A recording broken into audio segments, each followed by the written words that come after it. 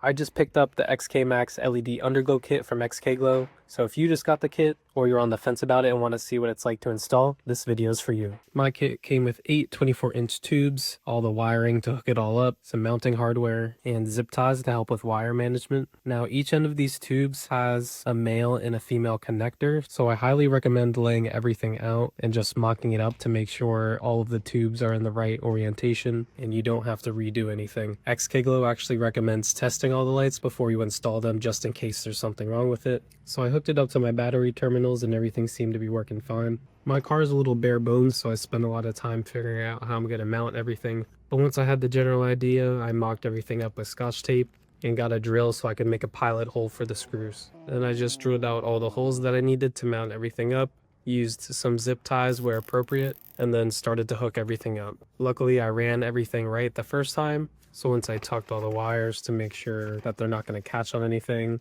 it was time to figure out where I was going to mount the controller. I decided to do it on my passenger side under the glove box. There's a little rubber grommet that was perfect for me to run the wires through, so I just cut a little slit in that and ran the wires up to the battery terminals in my engine bay. But before I did that, I made sure to disconnect the battery, took the backing off the 3M tape to mount the controller, made the final 2 connections, connected my battery back up, and everything worked.